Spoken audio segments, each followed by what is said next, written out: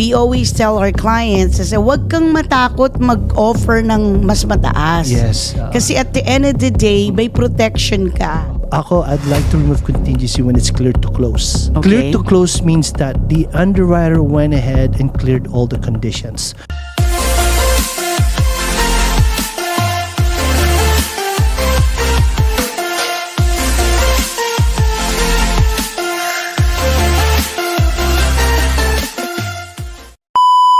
Hello everyone, this is Elizabeth Velasco from the Velasco team of Remax Gold, and this is Alvin Reyes with Supreme Lending. Hello, welcome to our 15th episode of Bahay Pinoy Sa Tate. Yes. Hello Alvin, Hi, how are you, kumusta Ate ka na? Okay naman, and you? Okay na? I'm good. And you know, I've been learning a lot of stuff. Really? Yeah, from our visitors, si mga lawyers, Oo nga, Attorney Vic. and Attorney Vic. I've learned a lot from them. And from Lillian, From Lillian, you the know. registered And nurse. we're gonna have more visitors in the future. Yes, Definitely. Yeah. So, definitely. but ngayon, pag-uusapan natin is about contingencies, guys.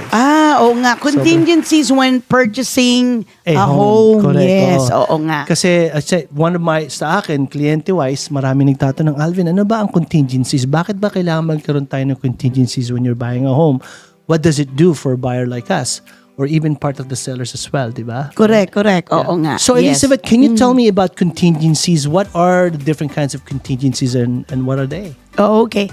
So here in California, alam mo naman dito, I mean, there's a lot of protection for the buyers, okay? Yes. So the contract, the California Residential Purchase Agreement, is actually defaulted to what we call three main contingencies. Yes. Okay. One of them is what we call inspection and investigation. Second one is appraisal contingency. And the third one is what we call loan contingency. That's for the buyer. Correct, Okay? correct. But you gotta remember, meron ding contingency ang seller. So, what kind of contingencies we have for the seller naman? Yeah, okay. Sa seller naman, we have what we call a seller finding a replacement home. So let's say for example, buyer ako, and then I made an offer on this house. Kaso yung seller, sabi ng seller, bago ko ibenta ang bahay ko sa'yo, kailangan makahanap muna ako ng bahay na bibilin ko, na lilipatan ko. Yun. So that's what you call seller finding replacement property. Contingencies yun. Yes. Okay. So more likely, if you're talking about contingencies, more likely parang in the buyer side, parang protection din to as well, right? Correct. More like, right? Actually, the contract, the California contract, is defaulted to 17 days. Yes. 17 days means the 17th day from the date that the contract is Was signed. executed. Yes. Executed means the buyer and the seller signed and agreed. Yes. So doon mag-uumpisa yung day 1 through up to day 17. And one of the reasons why, Elizabeth, I wanted to go into this topic, kasi again, Yes. I have a lot of clients and some of the clients does not know the contingency.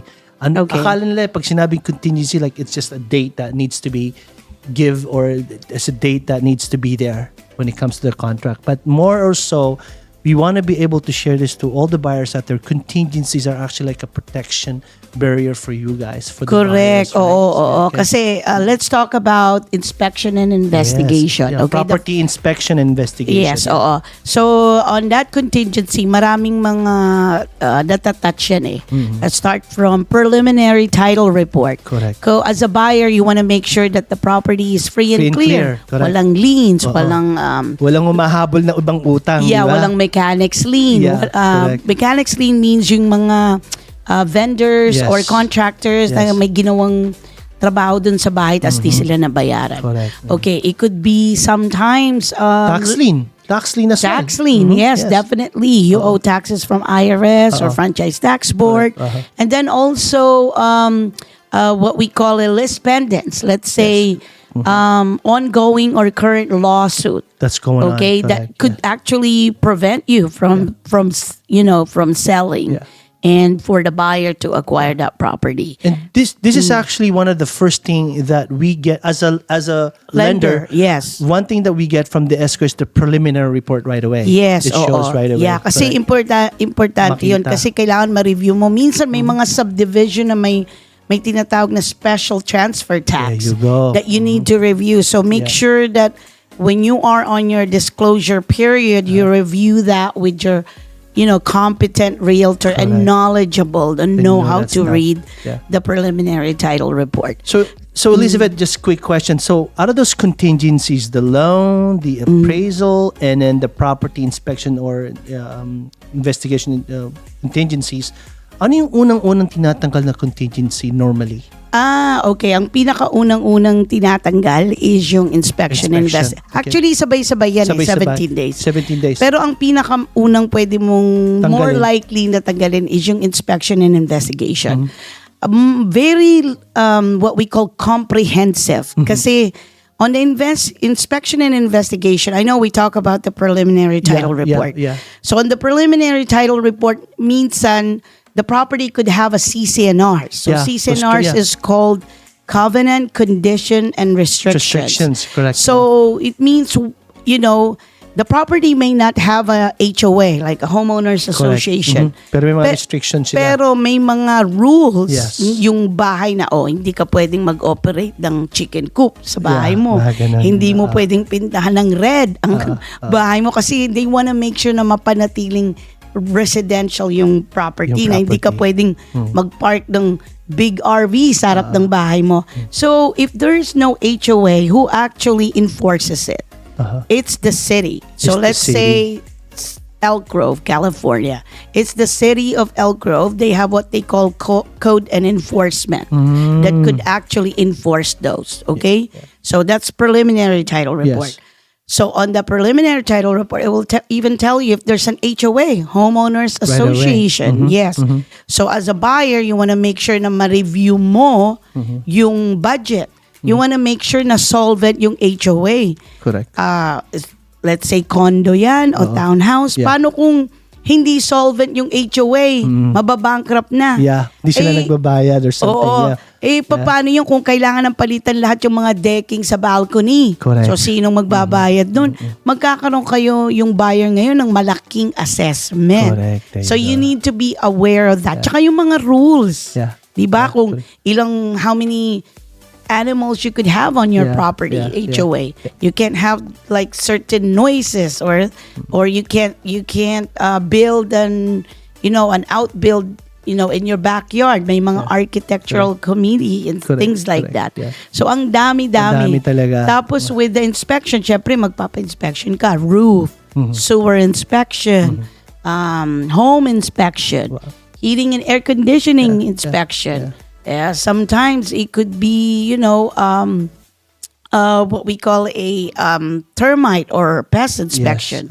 So you have to do, as a buyer, do your due diligence. So that's your first protection as a buyer when it comes to property inspection contingencies, Correct. right? Oo. And then, you gotta remember, lalo na sa California, nagkakahirapan ang pag-insure ng property. Yes. So, insurability of property is also part of your inspection and investigation. By the way, I'm gonna start using your insurance guy. The one that you I'm referred- glad. Yes.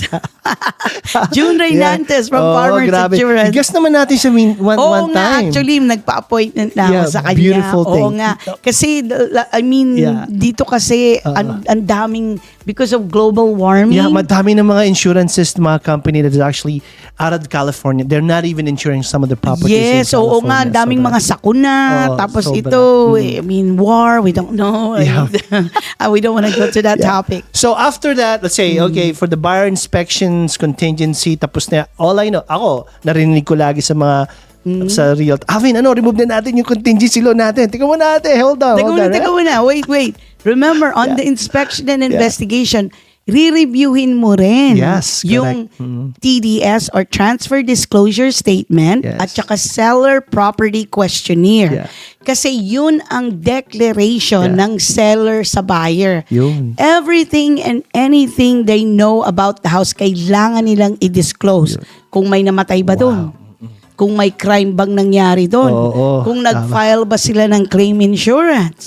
Okay? Yes. So anything or water intrusion or may claim sila doon sa builder na nagtayo ng bahay nila. Yeah. So anything and everything you need to disclose. So ito naman, the decision making of removing the contingency naman when it comes to property or investigation property, ikaw ang nagre-release nun, di ba? Right? Correct. Oo. Actually, a lot of people akala nila silent. Actually, in California, in order for the buyer to remove the inspection and investigation, is the buyer actually needs to sign that form. Contingency form. Hindi siya silent. Okay?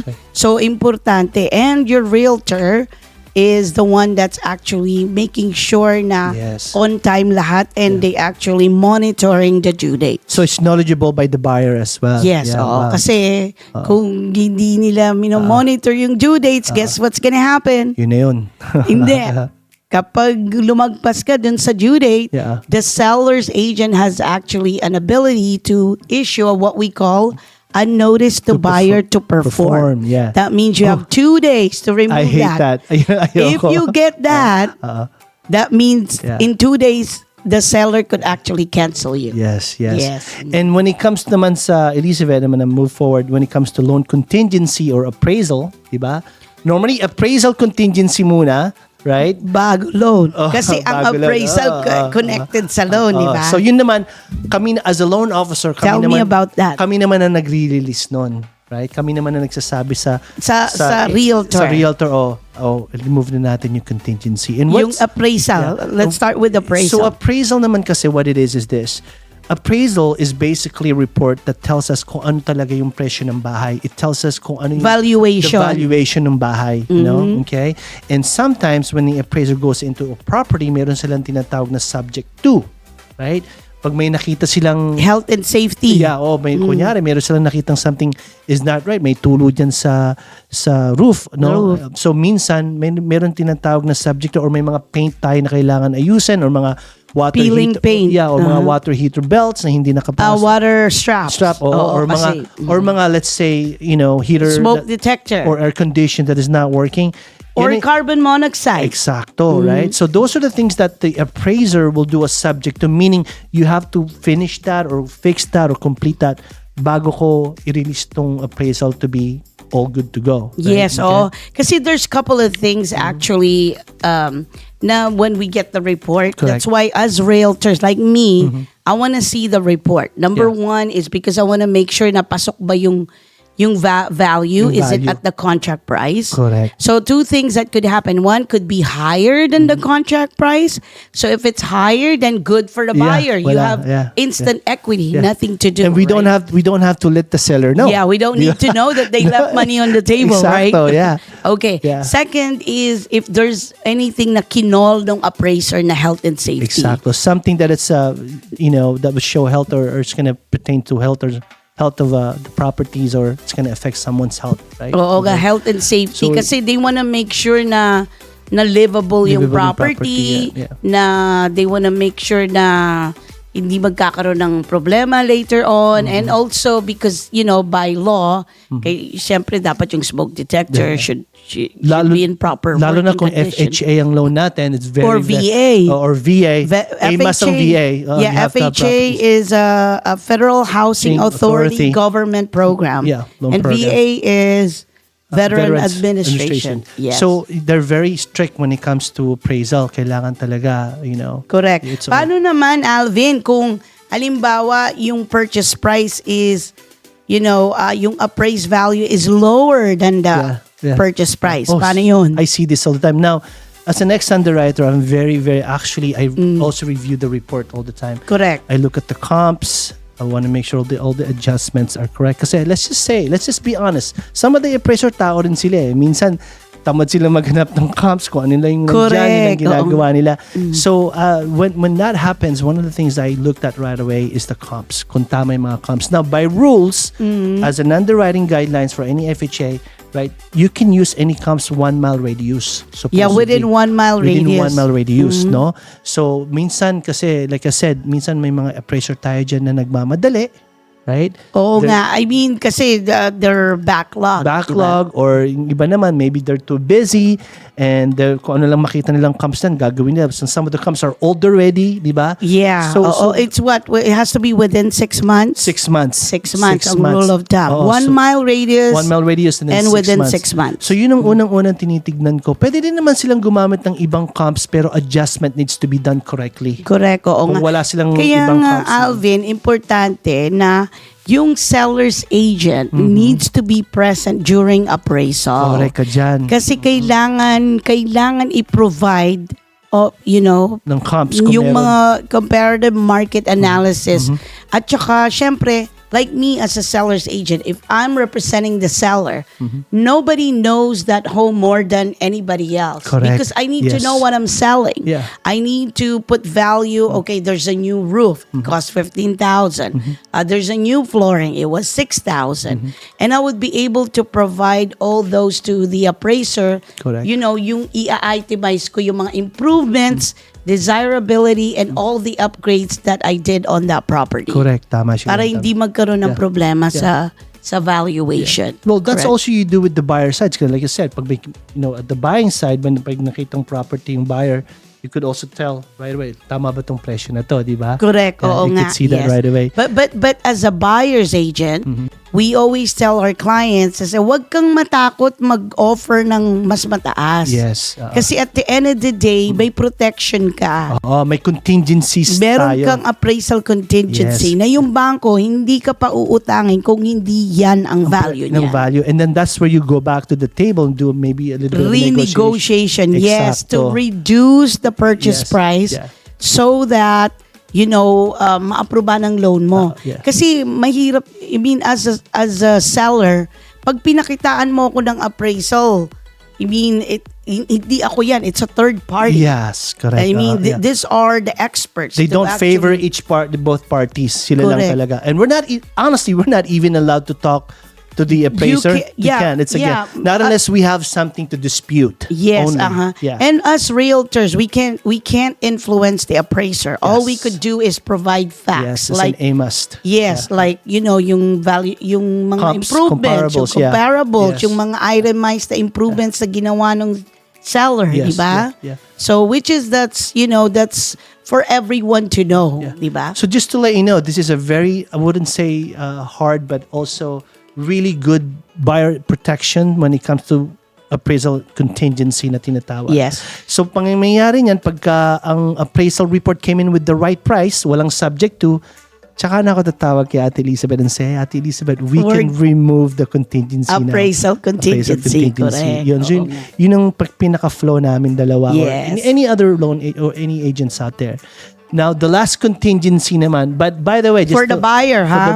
For the buyer to, by the way, just to let you know, of course, the appraisal contingency, right? Again, the appraisal as a lender, we also want to make sure that the property is the right collateral when it comes to home price, diba?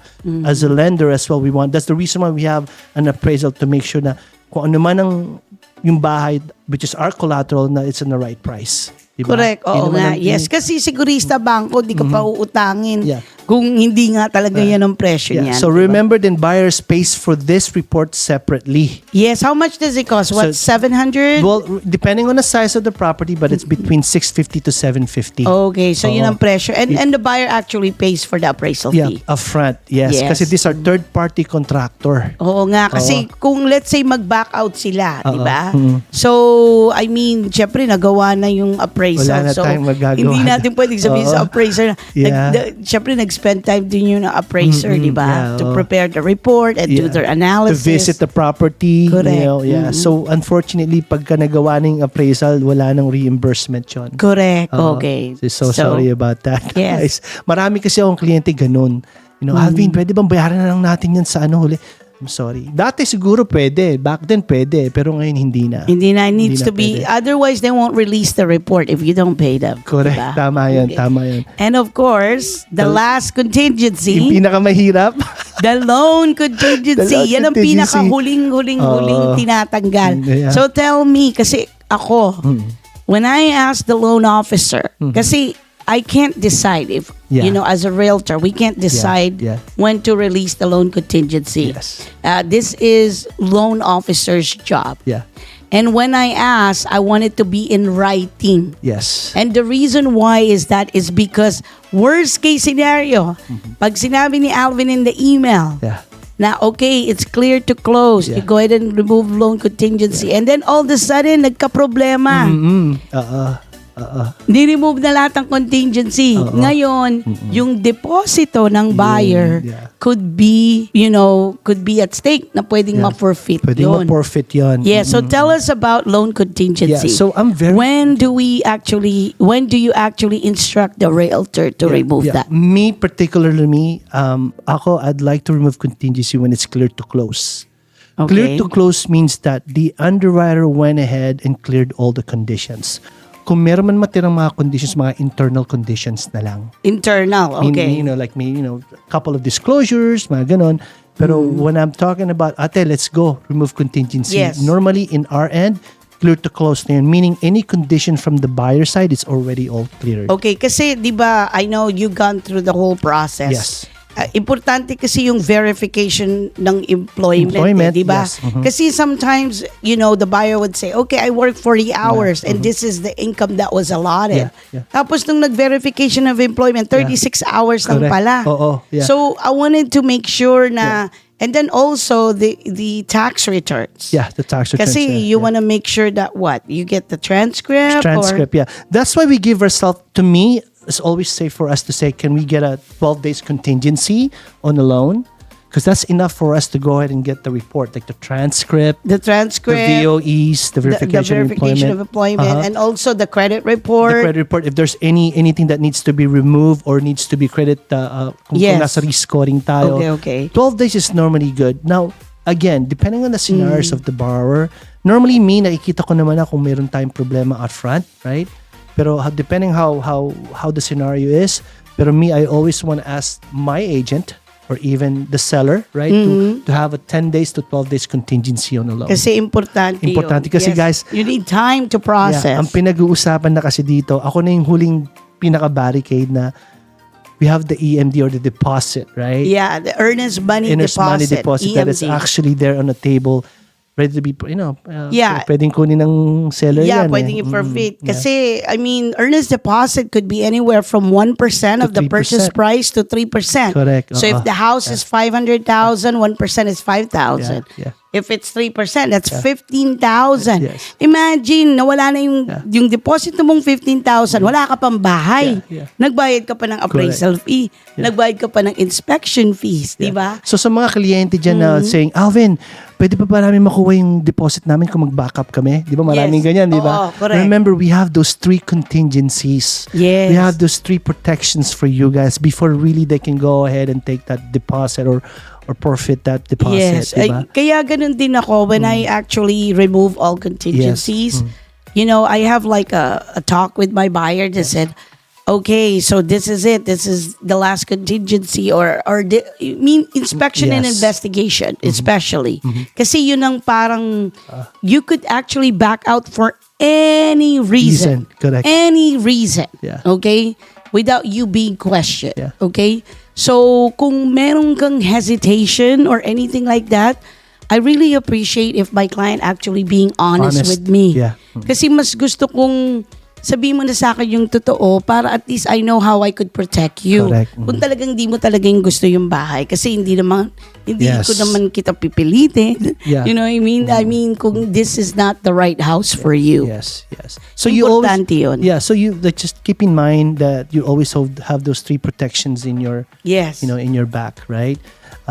Don't worry about the deposit, right? Kung makukuha nyo, hindi. Like what she said, there's always any reason that you have if you don't want to move forward. But the problem is that if you remove contingencies and then you said you don't want, and then ayaw mo na, mahirap na yun, di ba? Oo, nangyari yan. Mahirap It na, could di ba? happen, yes. Remove na natin yung contingency and then last minute. Lahat. Na-remove mo na. Tapos last minute, nag-cold feet. Yun ang mahirap, di ba? That Elizabeth, that's the... Mangyayari yan. Yeah. Yun yung mahirap ng parang, kumbaga ba, mahirap. Hindi ko na masisave. Yeah, wala na, you are the... Wala nang urungan eh. Yeah, kasi you've removed those contingencies. That's why even though we have those 3 protections, make sure that when you remove that contingencies, wala nang balikan to. Correct, oo wala nga. nang balikan. Pero actually, at that time, malalaman na nila kasi during inspection and Doon pa lang. investigation contingency within that 17 days. So, tapos na yung lahat ng inspection, Yes, di ba?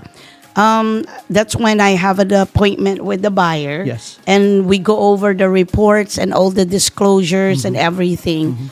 And then that's when actually we submit a request for repairs.